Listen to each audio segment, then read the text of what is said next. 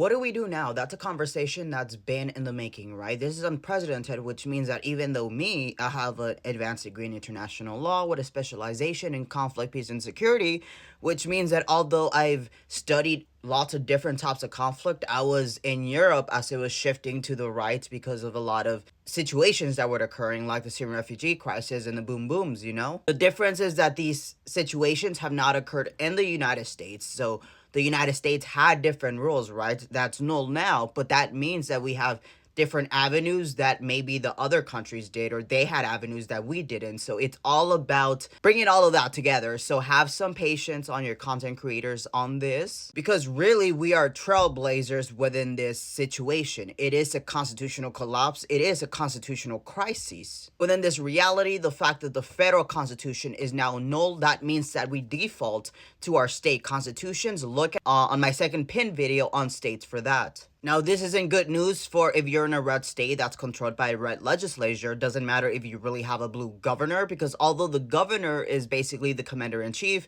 if you have a red legislature, that's going to make it complicated. So this is particularly for blue states. And this is why, because blue states have what? The blue economy. What does that mean? We are drivers that can drive how far Donald Trump goes in this reality. We are drivers that can leverage our economies to restore the Constitution, to restore the Union. If we just choose decorum and just lay down and say, Donald Trump, you're the president, that's it, we're all effed. The ones who have to rise up will be blue states. But with that said, what's invoked is Article 6, Section 3, because Section 3 over here tells us that the state government, the legislature, all of them are an oath to the Constitution, even if that is federally nulled because someone who subverted the Constitution, Donald Trump, is now replacing the rule of law, because the rule of law is derived from the Constitution. He subverted that, right? So now he's above the Constitution. The rule of law is derived from the Constitution. He subverted that, so the rule of law is now Donald Trump, right? So if we have an oath to the Constitution, then that means we don't have an oath to the federal government. We have an oath to our Constitution, which exists as a piece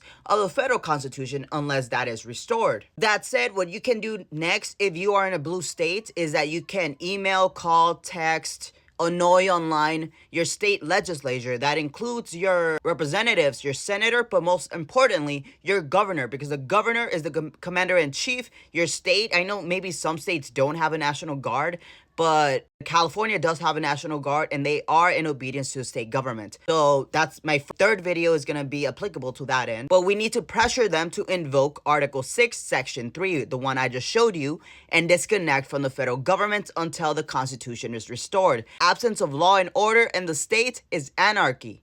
And they do not want that, because John Locke said what? It is engraved into the building of the Department of Justice in Washington, D.C., where law ends, tyranny begins. If law ends because supreme law was subverted, then that means tyranny begins with Donald Trump. But if there is no law and order because Donald Trump just removed that and our constitutions exist, and then our state government refuse to actually uphold our constitutional protections, what does that mean? The absolute dissolution of the Constitution, federally, state level, resulting in anarchy. What that means, I don't know, but we will carry this on as it goes.